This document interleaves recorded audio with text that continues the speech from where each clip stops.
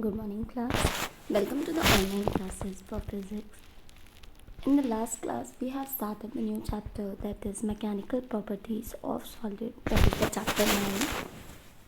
In the previous video, we have seen that what are solids, that is the state of matter which have some definite shape and volume and the size, right? And we have seen that it have some rigid shape because of the high intermolecular force and the small intermolecular space.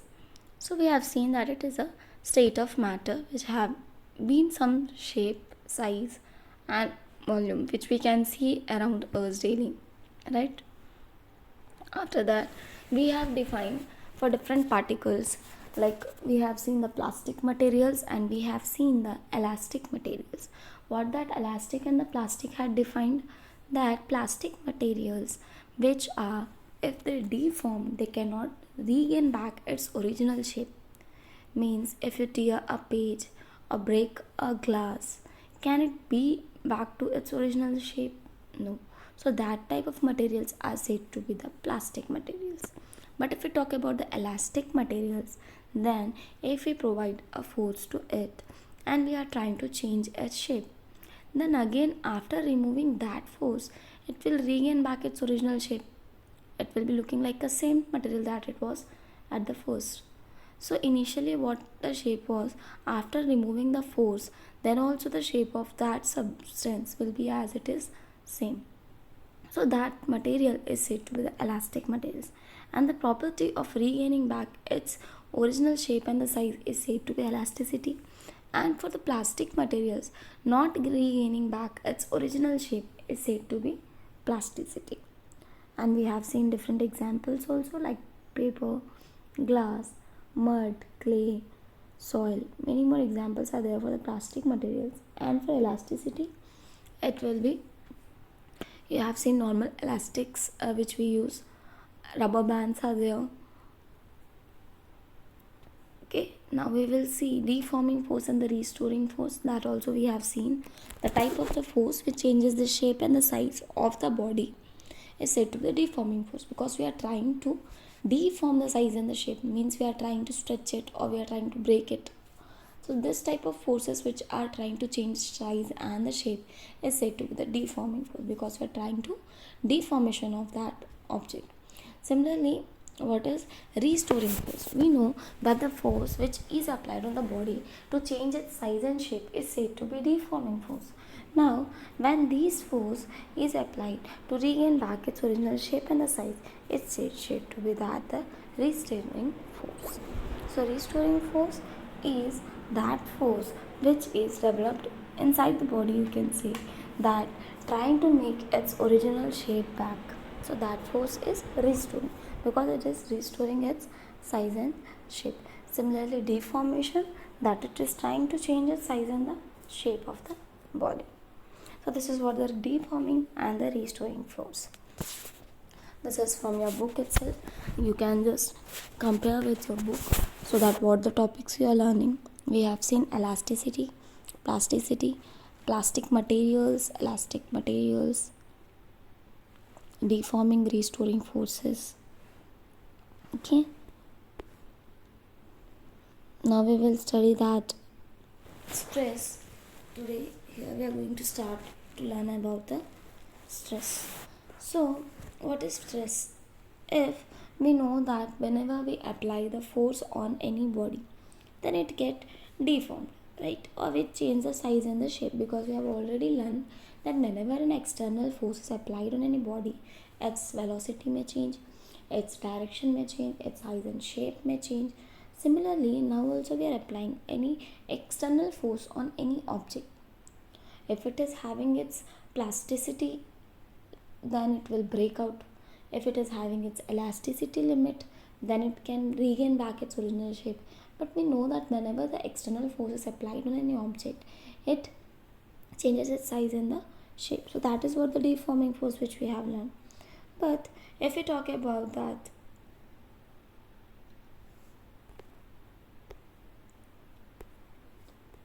force, if we talk about the force, that is exerted on the object, but in a particular unit area, we can say that the unit cross section area, then that restoring or the internal restoring force, that is force which is trying to make its original shape regained.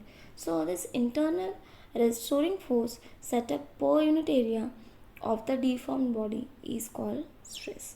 So the force applied on that particular area is said to be the stress, which we have already learned in class 8th also, 9th also, that is pressure.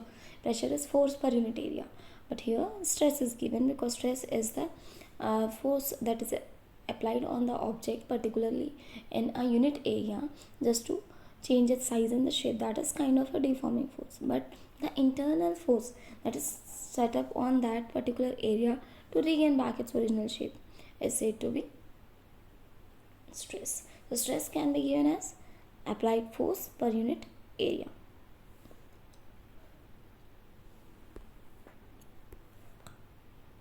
Now the unit for the stress will be same as that of condition of the force, that is Newton, and it is given as force upon area, so Newton upon meter square, which is given Newton per meter square.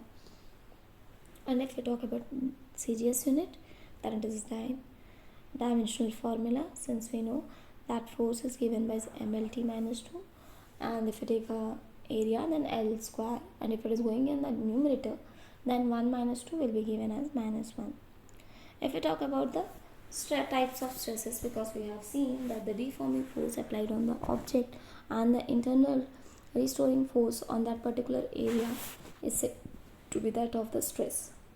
Now we will see the types of stress, that is the tensile stress. Firstly, if the restoring force is applied on the body, then the length of the body should be increased. That is, if we are trying to stretch it, so what we are doing, so we are trying to change the shape, that is the length of the body, because we are stretching it, so length of the body is changing. And if we talk about changing of the deforming force, like we are applying the deforming force in our direction, like my right hand, we are taking into the right hand side, and we are taking a left part of that body along the left hand side, so we are stretching that bodies in the different directions. Or you think that you are stretching in single direction, that you are trying to stretch in the right hand direction, so what will happen, the body will stretch and change its length in the right direction. So what will happen, that the body is trying to change its size, that is changing the length in the direction of the deforming force, that is the tensile stress. And this change in the size, that is the length, it is said to be the longitudinal stress. Similarly, we can just compress a body and we can change the size of that body, but if the length is decreasing. But in the tensile or longitudinal stress, we are talking about the change in the stress but with the increase in the length. Okay, so now we are talking about compressional stress, that is compressed stress will be given as a change but in the decrease of the length. Similarly, shearing stress is an important one, that is when a deforming force, but it is acting perpendicular to the body, that is tangentially to the surface of the body, and it will change the shape of the body. So this is a tangential force that is acting perpendicular to the body, which in a particular area, that is will be the tangential stress. We will learn more about this, and we have talked about strain. Now we know that whatever a body is in the elastic limit, then it will regain back its original shape and the size. So when the this deforming force acts on a body, it will try to change its size and the shape. But we know that there is a change in the size and the shape. But if we talk about the ratio of that original shape and the size that it was in the initial condition, now it is changed. So the ratio of these initial conditions size and now original size, so that is will be the strain. So the ratio of the change, that is change in the length or the size of the shape of the body, that is change in the dimension, to that of the initial condition size, that is the original dimension. So this ratio will be taken as a strain. So this ratio can be given as a change in the length or the change in the original length. This will be given as a dimensionless quantity or a unitless quantity, because both will be the same. If you talk about the length, then it will be longitudinal strain, that is a change in the length per unit original length. Then it is said to be the length upon length, there will be no unit and no dimension. Similarly, volume strain, then the change in the volume upon the original volume, then the body is deformed. by the external forces, then that is also a dimensionless or a unitless. Similarly, shear strain, then it is a body that is changing the shape of the size in the body, but the tangential force is applied on the body. So perpendicular force, when it is applied and turned on applying the tangential deforming force, then it is given as the shear strain, and this shear strain is given as theta. It can be given as a displacement between the two changes, because we are talking about the parallel condition, that is perpendicular force is applied on it. Then what is the change on that parallel condition is said to be the shear strain. Okay, so next we will see more parts. I will be showing you that stress, it is given by the sigma, that is, you can see here,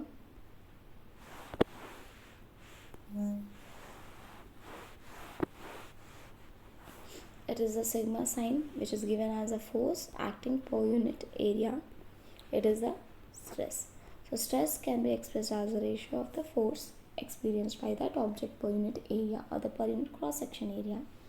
So the value of that unit will be force, which is given by Newton, area is given by meter square, so the value will be Newton per meter square. Similarly, we can write in the CHS units as dyne per centimeter square, and together we can write these units at Pascal. So stress is given by the Pascal. The formula of the units will be similar to that of the pressure also.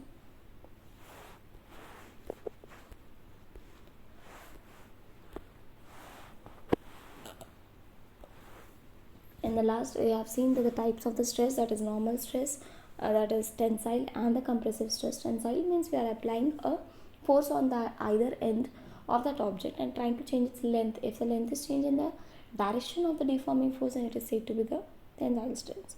Similarly, if we are talking about the compressive stress, then we are trying to compress, that is the size or the length of the body will be changing, but the length is decreased, so that is the compressive stress. If we talk about the shear stress, then the object, we can say that the perpendicular force is applied on that body, so that change in the dimensions is said to be the shear stress. Here you can see tensile stress, that is the stress induced in the body when it is subjected to the T equal forces that move in the opposite path, like we are trying to stretch a body in the two opposite directions, then the length will be increased. So that is the action of a force, that is the stress produced in that body will be said to the tensile stress. Similarly, compressive stress, when the body which is subjected to the equal and the opposite forces, but it is trying to change the length, but in decrease in the length of the body will be said as the compressive stress. And now we can say that the compressive always acts in the normal direction. Similarly, in the tensile stress also, but the pull condition will be there because we are trying to increase the length, and similarly this the push condition will be there to decrease the size and the shape, or the length is decreased. Similarly, if you talk about the shear stress, then the forces that are acting, trying to, we can say that it is a perpendicular condition, but the parallel forces will be acting on it to restore that condition that it was in the original state. So this will differ that to the tensile stress and the compressive stress, because we are trying to change that size and the length of the body by the two applying forces in the equal and the opposite directions. But here we can say that the forces are applied perpendicular to the area, and this perpendicular area, the forces will change, that is force parallel to that of the area will be applied, so that is the shearing stress. So tangential stress is also known as a shearing stress, that is the force acting perpendicular to the body. Similarly, torsional stress, the stress and the deformation induced in the circular shaft by a twisting movement. Now we are talking about the torsional, means we are trying to induce it in the circular condition, like we are trying to change it in the circular condition, so there will be change in the body, but in the circular shape where shaft will be changed. Now we are talking about the stress, like see, we are trying to pull in the condition, try to break, so that is stress, trying to breaking it, but we are trying to change the length, that is increase in the length, that is we are trying to pull it. Similarly, second one, compression, that is we are trying to push it. Now the shear stress, that is a perpendicular direction forces applied on it, so the parallel conditions, shift of the parallel condition areas will be there, that is said to be the shear stress, or it can be also said as a torsional stress. Now we are talking about the strain. if you're talking about the external force, we know that there is a change in the dimension. That is the ratio of the change in the dimension to that of the initial dimension is said to be the strain. So it is a dimension and a unitless quantity. Similarly, strain are of 3 times, that is the compression. Longitudinal we can say that the change in the length will be there. So if you take the ratio of the change in the length to that of the original length, it will be the longitudinal strain. Compression, we know that the decrease in the length, so change in the, that is decrease in the length ratio to that of the original length is said to be the compression. Tension, that is the longitudinal stress, that trying to change the length of the object because we are trying to apply the stress on that object. Tensional force is applied on the body to change that length. Similarly, shear strain, that is we are trying to apply the force on the perpendicular direction, but there is a change in the force but in the parallel condition, that is the parallel shifts will be there between the areas. So that is the strain that causes the lines to rotate or change the angle of an object, that is said to be the shear strain. So finite strains are also there, infinite strains are also there. So strain that will be less, it will be the infinitesimal strain. If we talk about the mathematical simplifications, we can try to solve it. So that is infinitesimal strain. Finite strain, that will be very larger, that it will require more mathematical treatments. So there are 4 conditions of strain, that is tensile strain, compression, volumetric, and the shear strain. So shear strain will be given by theta, volume strain will be given by dB by V, and the tensile strain will be given by del L by L, volume strain will be given by del V by V. So these are the conditions, that is the rate of the change of the dimensions, but ratio to that of the original dimensions. So they are trying out to change the dimension by the tensile strength, that is changing the length. Similarly, compression, that is decreasing the length. So this is said to be the strain. Now Hooke's law, here we are going to study about the Hooke's law. We know that every material, that is the elastic material, will have some range of the elasticity. Like if you're trying to stretch the rubber band, so till the elastic limit it will stretch out. After we leave that rubber, it regain back to its original shape and the size. But if I try to stretch that body against its elastic limit, then it will break out. So rubber used to break, right?